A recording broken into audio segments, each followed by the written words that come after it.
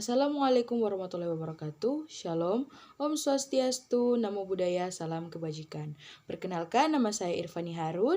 Saya dari kelas A1 semester 4 dengan program studi ilmu keperawatan, Fakultas Keperawatan. Di sini saya akan membuat video ini dengan tujuan untuk memenuhi tugas ujian akhir semester dengan dosen pengampu Nurse Maylin Kontul, Escape MKes, mata kuliah Keperawatan Maternitas 2. Simak videonya. Kali ini kita akan membahas tentang sistem reproduksi pada pria dan wanita. Yang pertama, yaitu sistem reproduksi pada pria terdiri atas dua, yaitu sistem reproduksi organ dalam dan sistem reproduksi organ luar. Sistem reproduksi organ luar terdiri dari skrotum, penis, dan juga testis, sedangkan organ bagian dalam terdiri dari epididymis, vas deferens, kelenjar prostat, vesicula seminalis, dan uretra. Organ-organ reproduksi pria akan mulai berkembang pada saat usia 9-15 tahun dan akan berhenti perkembangannya pada usia 21 tahun. Oke, kita masuk pada sperma. Pada usia remaja 12 sampai dengan 13 tahun, umumnya organ sistem reproduksi pria menghasilkan sperma 200 sampai 500 juta sel sperma. Struktur sel sperma sendiri terdiri dari kepala, badan, dan ekor. Pada bagian tengah terdapat mitokondria sebagai tempat berlangsungnya oksidasi sel untuk membentuk energi yang digunakan oleh sperma yang dapat bergerak aktif.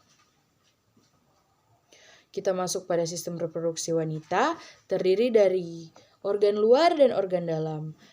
Sistem reproduksi organ luar pada wanita terdiri dari vagina, labia mayora, labia minora, mons pubis, dan klitoris. Sedangkan organ bagian dalamnya ovarium, tuba fallopi atau oviduk, rahim atau uterus. Pada sistem reproduksi wanita terdapat proses dan siklus menstruasi.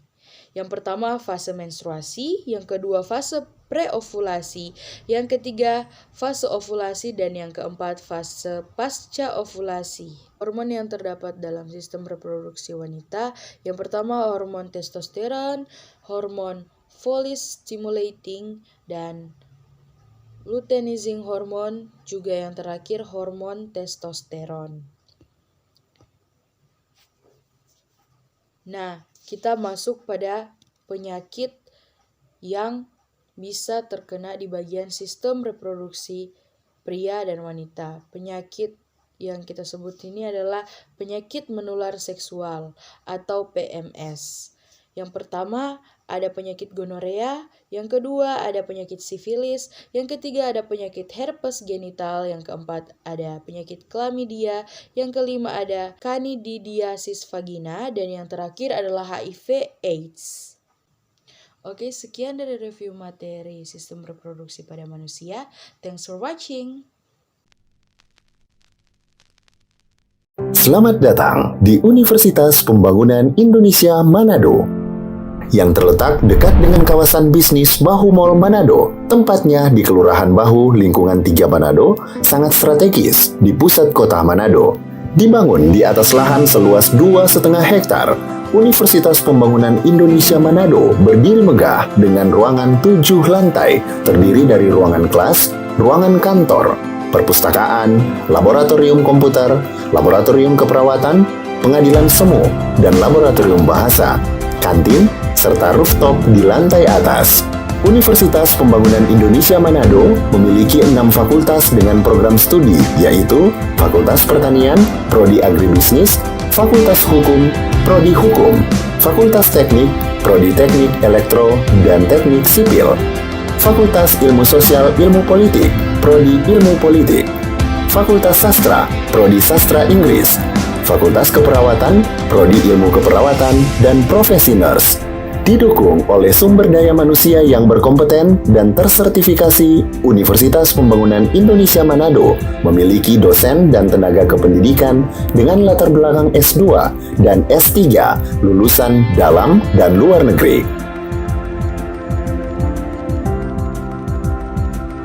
Proses belajar mengajar dilaksanakan dengan teknologi informasi merujuk perkembangan dunia modern saat ini, dilakukan dengan sistem e-learning dan sistem ujian online atau ULAIN. Hasil tracer student Universitas Pembangunan Indonesia Manado dan fakultas menyebutkan lulusan UNPI sudah tersebar di dalam dan luar negeri.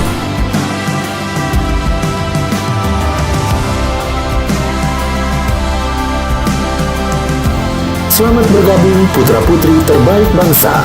Kembangkan dirimu, raih cita-citamu setinggi bintang di langit. Kami siap menghasilkan generasi terbaik dan pemimpin di masa depan.